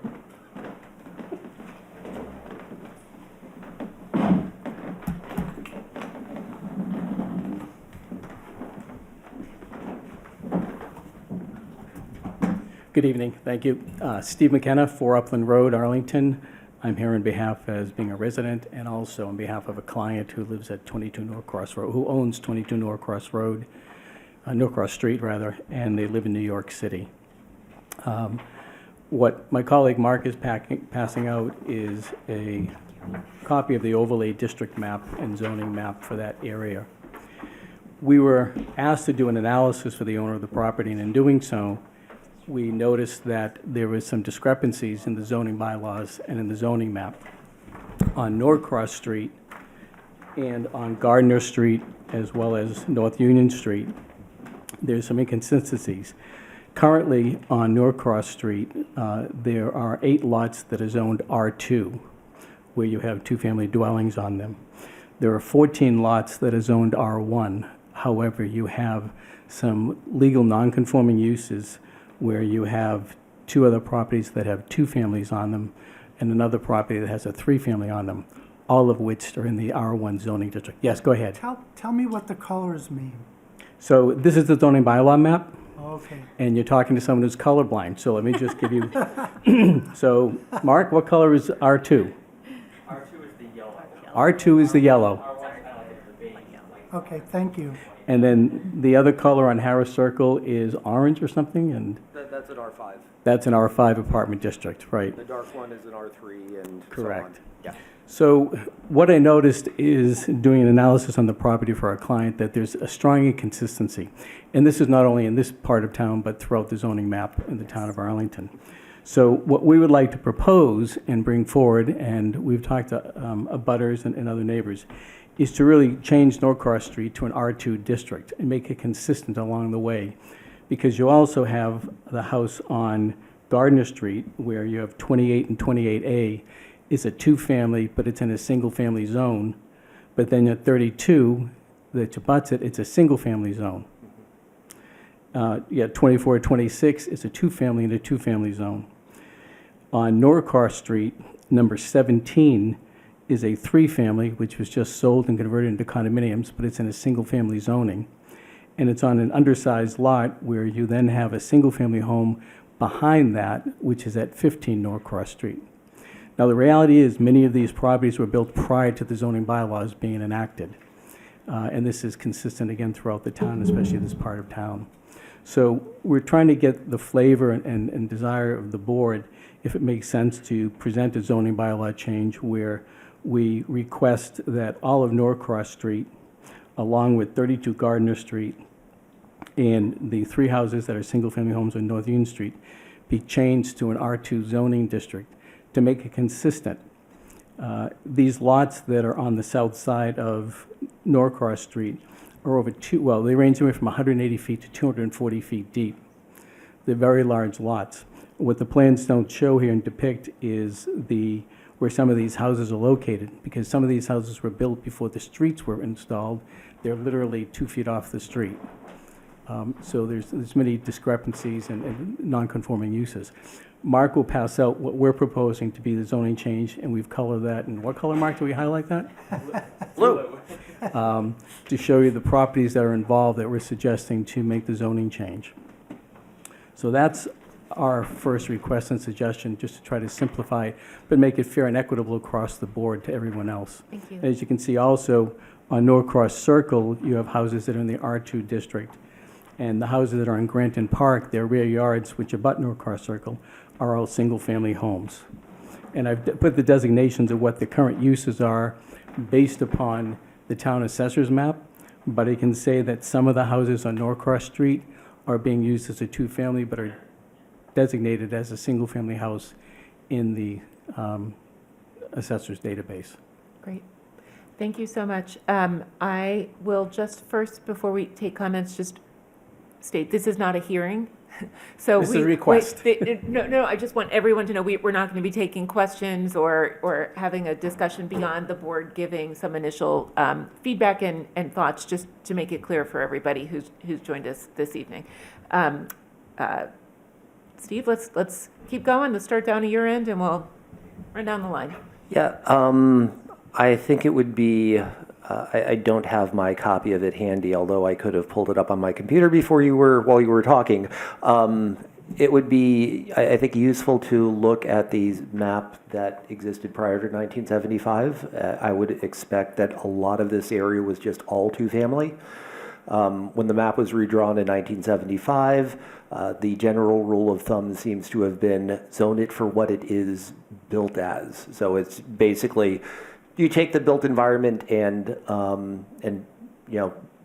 say this is the law. I think this is just from like a district perspective, I think this is a reasonable. This is not an unreasonable thing to do. I'm not. My 10-minute impression is that I am not opposed. Thank you. Thank you. Jean? I have a question first. 15? You see 15? It's like Yes. no access to the street. It's Right, open. correct. So it's a driveway, and again, that's a property that was built. Again, this was a farm area, and many of these houses were built just haphazardly for the workers that lived there. So they have an easement over which property to get to the street? I haven't checked their deed. I don't know if they have an easement or if it's a right-of-way, but they would have it over 17. Over 17. Which is currently be used as a three-family, and it's Okay. just been sold as 3 individual condominiums.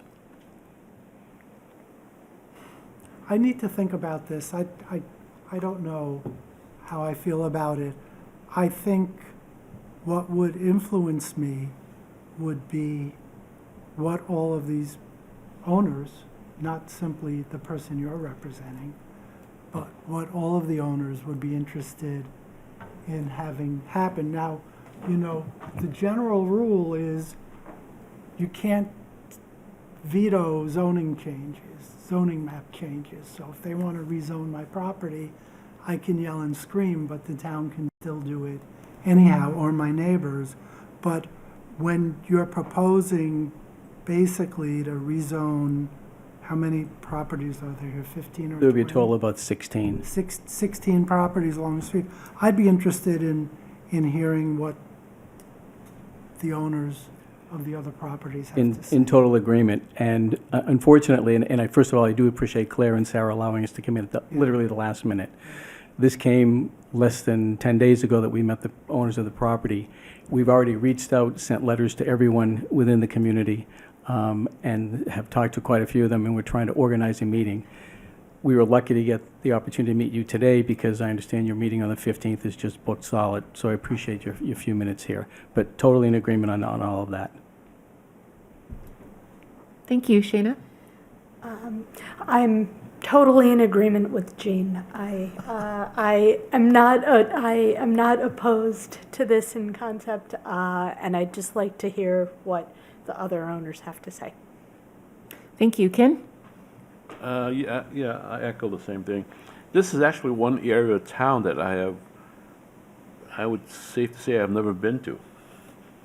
And I've been, my 20-odd years here, I've been to almost all parts, but this one section seems foreign to me. And I think I'd like to get to know this a little better. Welcome to Precinct 1, Mr. Lau. And it has been a hodgepodge of spot zoning in this neighborhood for years, unfortunately. Anything else, Ken? No, Yeah, I certainly, go ahead. don't know what to say right now. Yeah, no, I appreciate this. Our zoning is just a Swiss cheese kind of hodgepodge in a lot of places, which is something that I think as a board we should have a talk about whether we change it piece by piece like this over time, or when do we bite the bullet and really do what needs to be done and do some significant rezoning of the town by perhaps reducing the number and quantity of residential districts. I think there's a bigger discussion here. I'm not opposed to this in the short term, but I think it is a Band-Aid on a much bigger problem. So I would echo that. Years ago with different planning directors on a couple of committees, this is something we addressed many times. Yes. And it's been a problem for the future. I appreciate your time on this, and my goal is to at least have the opportunity of presenting an R2 zoning district for here. But the bigger picture that I look at is what the MBT overlay district is doing, what everyone's trying to achieve for more housing. And this is a prime example of a neighborhood that should be in the MBT overlay district or the affordable housing district.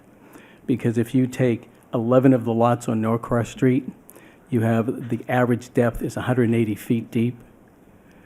You've got over an acre and a half of land, and you have 11 houses on them. So I think this is something that could be looked into deeper for this neighborhood. If we had someone from Precinct 1 here that could answer those questions, I think that would be great. But there is a lot of unused property here, and I'm not talking about overdevelop it, but properly develop it and create more housing. It's an incredible neighborhood because of the public transportation, because of the accessibility of school that meets the requirements of what the MBT overlay district would suggest for this area. Great, thank you. Jean? I had asked Steve, maybe you know, how many of these lots don't meet the 5,000-foot frontage? Do you have any idea?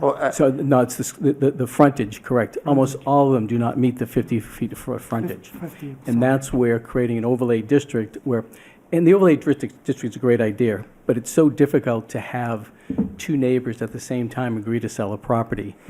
This is a situation where you have people that have been in their homes for many years, and they may be relying upon the potential sale of it, that by creating this into a larger district, that you're enhancing the value of the property, but you're eliminating the requirements for 50-foot frontage, 60-foot frontage. Well, if you just switched it from R1 to R2, they'd still have the frontage. No, but in the zoning bylaws, you don't have a problem where they could then, if they meet the HERS rating of 44 or greater, they can rebuild what is Right, exactly right. there with an addition. Right, So these can be done, but then you're still underutilizing the amount of land that's here. And I would, it's interesting, Ken mentioned he has been down there.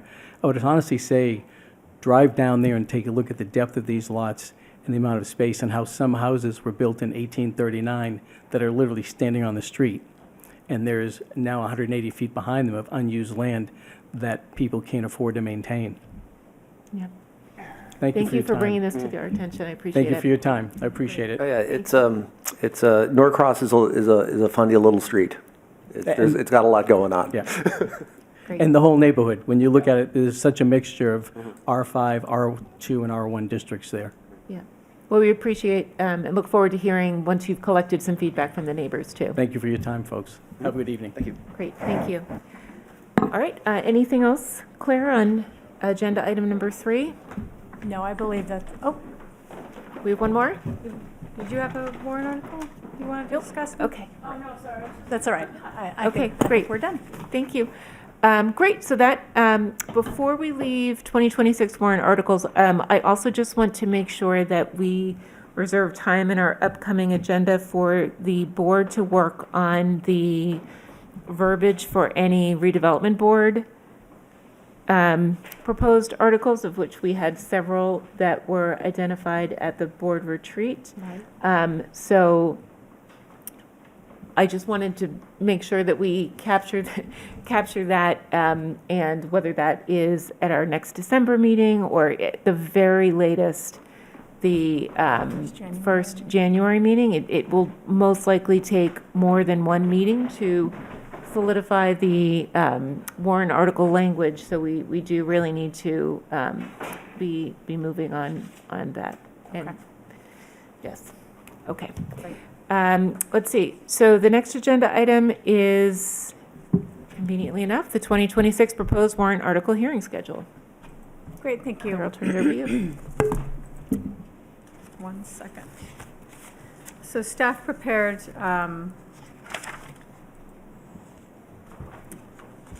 a detailed breakdown of the warrant article hearing schedule for 2026. That includes some more detailed description of the board's responsibilities and staff responsibilities as we move into town meeting time. So to begin with, we are here in November 2025, January 2026 for submission of ideas for zoning amendments and our preliminary discussions with the ARB. I definitely have noted that we need to at least make a substantive list of the zoning warrant articles that the board discussed at their retreat.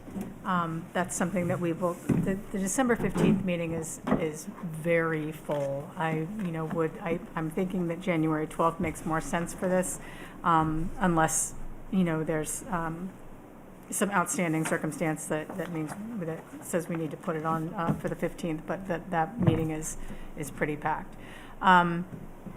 So the warrant closes on January 30th. That would give us potentially January 12th, January 26th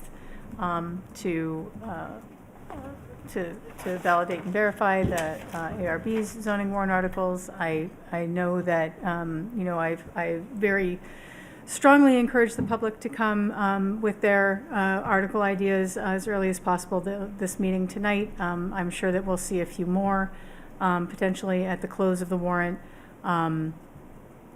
We have statutory timelines that we are required to meet, meaning that we are publishing our legal notices 14 days after the close of that warrant. ARB public hearings we've already voted on our schedule for 2026, including any additional meetings, an additional meeting that may be required for March to get through the hearings for both the ARB articles and the citizen articles. And I think that is about it. We are looking to get the report to town meeting completed by April 6th. We don't know what the schedule is, what the select board office is going to require for submission of reports. I know that has been a challenge in the past to get the report completed, reviewed, and voted on in time for distribution in the packets, but we think April 6th is likely early enough that we should be able to get the report in the packet without any further concern. We may do some public information sessions. I will certainly discuss on my ACMi update any updates that we have related to town meeting and related to warrant articles. I think something interesting that came up tonight is this idea of potentially an email notification to the town about some of these articles. I think that's still I appreciate that idea. I think it's an interesting one, and one the board may be able to consider for this town meeting cycle. And then town meeting will begin, of course, on April 27th, and the ARB will be in attendance for that. And we will work through the town meeting schedule to determine when exactly the zoning warrant articles are going to come up. But we know that that's an inexact science. That's it from me. Does the board have any questions? Just one comment. I think that we would like to have Christian Klein come to one of our future meetings. Mm-hmm.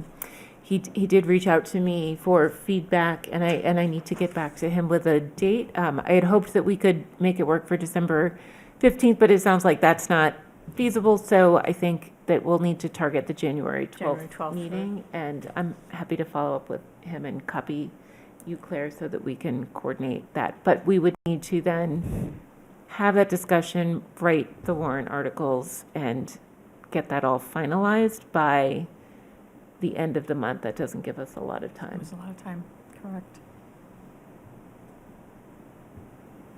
Any thoughts, Steve? No. Schedule? Jean? None. Shayna? Only question to staff, and I think to you all. Let's see, getting the board report done on April 6th, that's a 1 week turnaround, less than a week turnaround, I guess, from the vote, and Easter weekend is in there. How does staff feel about that? Is that realistic? Should we try to find a way to? I think what we've done before, and I think the staff has been phenomenal about this, is as long as you kind of draft the report as we go. As we go. So Yes. that it's basically assembled by the time we get to the end. Is that, I just want to put that forward, is that the approach that you would take this year as well? Yes. Okay. So, okay. Yes, I don't know what other approach we would take unless we, moved that March 30th to March 23rd, but then we have no wiggle room Right, for an extra hearing. if an additional meeting is needed.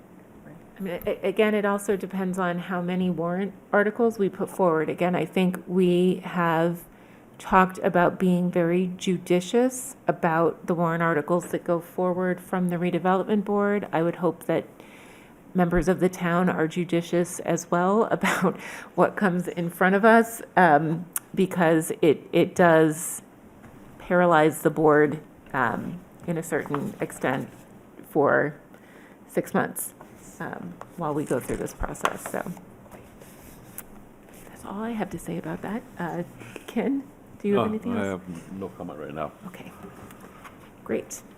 Well, thank you for putting this together. I appreciate it. And is this item something that we can post if it's not already posted on the redevelopment board website? Sure. Great. Wonderful. Thank you for doing that. Okay. Let's see. So that concludes agenda item number 4. We'll now open agenda item number 5, which is open forum. So if anyone has joined us this evening that would like to address the board, if you could raise your hand, we will give you up to 2 minutes to do so. Okay. With that, we will close open forum and move to new business, and I'll turn it over to Director Ricker. Great, thank you. I wanted to share that we have received a Mass Trails grant to study the Minuteman Bikeway where it connects Ryder Street and the Ed Burns Arena. So there are improvements planned for that section of the bikeway. I think it will impact the brewery project positively. And we received $94,000 Mass Trails grant last month, and that project will finally be moving forward. Congratulations. Thank It's very you. exciting. Any other new news? Steve? Yeah, while I happen to be in the Robbins Road area, I noticed some stuff happening at 1080 Mass Ave. So 1080 Mass Ave is a 15-unit apartment building. It was built in 1960. In mid-October, a company called Viceroy Capital Management purchased it for $3.5 million. And it looks like they've been giving the outside a refresh, and judging by the number of plumbing trucks in the parking lot, they're also doing some refurbishment as well. When this first sold, I was sort of wondering, would it be, since it is in the Mass Ave Broadway district, I was wondering if it would come before us, but it looks like they're just giving the building a refresh, and the advertised rents are actually slightly less than HUD's 2026 FMRs for Efficiency Studios, which, hey, that's nice apartment and they're small, but they're not terribly expensive. I'm just wondering if staff had heard anything about this one. This one was unknown to me, Steve. I don't know. Sarah, did you hear anything about this one? No. Okay. Great. Thank you. Building permits, I don't, it's gonna come to us. Yep. I miss it, they have big 1080 on the front. Paint job. Thank you. The zeros are big. Thanks, Steve. Jean? Nothing. Shayna? Nothing. Ken? Nothing. And I don't have anything as well. So congratulations again on the grant. That's very, very exciting. I know that we're looking for any opportunity to connect our neighborhoods to the bikeway. So thrilled to hear about that. Is there a motion to adjourn this evening? So motioned. Second. We'll take a vote starting with Steve. Yes. Jean. Yes. Shayna. Yes. Ken. Yes. And I'm a yes as well. This meeting is adjourned. Thank you.